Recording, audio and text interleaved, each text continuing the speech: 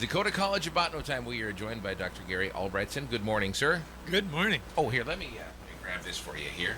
So that should be a little bit better there. Thank you. So there's another campus book read coming up, the annual campus book read. We want to talk about the book because the presentation is next Wednesday. Next Wednesday, noon and 7 p.m. It's in the Centennial Alumni Room in Thatcher. The speaker will be joining us virtually from Bismarck, Derek Broughton of the Broughton Law Firm. Okay, tell us about what he is. He's very knowledgeable about this subject. He's a lawyer, so he's very smart. We know that. Wink, wink, nod, nod. Yes, we know they are. He's talking about something that we had mentioned in one of our earlier discussions here on Sunny. Food insecurity. Yes, this is a part of the issue of food insecurity, which is in the annual campus book read, 40 Chances, Finding Hope in a Hungry World by Howard G. Buffett. And Buffett has an explanation of how he thinks that the problem across the globe, in the United States and across the globe, of food insecurity can be solved. Mm-hmm. Food insecurity he defines as a situation when an individual or a group doesn't know where their next meal is coming from. And he suggests that with modern agricultural practices, modern agricultural technology, changes in law, changes in policy, it is possible to feed everybody on the planet and solve that problem of food insecurity. There's a legal issue involved as a part of this that he refers to as land tenure. And in some parts of the world, he talks in Central America about how when people who have been farming a small amount of land for subsistence purposes, when they own the land, there's all kinds of improvements that come about. The family income goes up. Mm-hmm. High school graduation rates increase for some reason. There's a number of positive measures.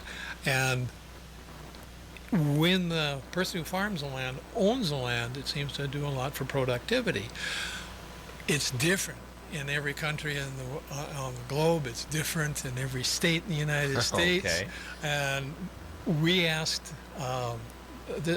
Derek Broughton of the Broughton Law Firm, was recommended to us by the State Bar Association of North Dakota, because he works in this area, to come and talk to us about agricultural law. It had been prompted, the discussion by a news story last fall about a person who was buying land in North Dakota, and there was some kind of range. There was a mention of a law that said that they couldn't sell it, but if they sold it, he leased it back to the people who sold them.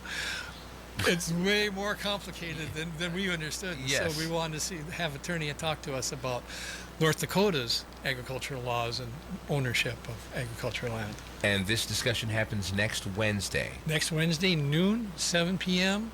We're going to try and have it available virtually, but if you can be in the room, you can ask questions in real time. Okay, now this gentleman, Derek Broughton from the Broughton Law Firm, he's been doing this for a while then, right? He knows his stuff. Yes, his law firm was originally the Sarah Vogel law firm. Yes. I understand she was two times agricultural commissioner. She had a partner, Baumstock, I think was his last name, Baumstark. He was an associate with that firm. Okay. And now he is working, he's the owner of the firm, and they continue to work in that area.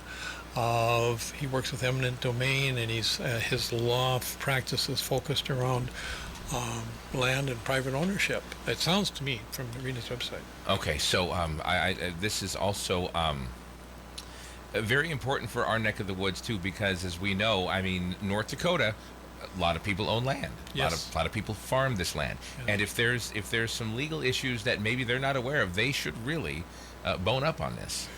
I mean, seriously, they should. Yes. It's something I didn't know anything about. Right. And you read in the newspaper, and we thought, the committee that gets together and plans these, he thought, let's see what we can do to find somebody that's knowledgeable about this and inform the students, our first audience, and the DCB community and anybody that wants to participate. And now this is open to everybody, correct? Open to anybody. Come up. It's no admission. Okay. Come up if you have time, and we'll be there at noon and 7 on next Wednesday. That's why you have two of them. That's right. Do it once at noon. Do it again at 7 o'clock that evening. So, is there anything else that we should know about this? If we have questions, who do we contact about this? You should. There'll be a press release out. You should send me an email, Gary.Albrightson @ndus.edu. I have a phone number on campus, 228-5602.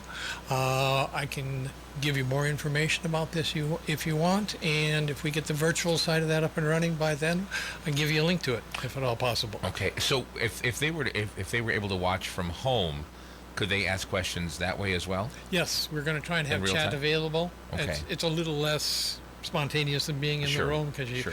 you got to type it up there. But yeah, we're going to try and enable that. That's the plan. Okay, all right. Gary, anything else you'd like to add out there this morning? Come and see it. Come and listen and ask questions next Wednesday, if at all possible. We'd love to have as much participation as possible. This sounds like a very interesting subject, and again, you've got one of the best minds in the state helping us out with this too. So Yes. should be a great time. Thank you very much, Thank you. Dr. Gary Albrightson from the Dakota College of Botany, and as always a pleasure to have you, and we'll do it again. Yes, thank you. Thank you very much, sir. Appreciate it.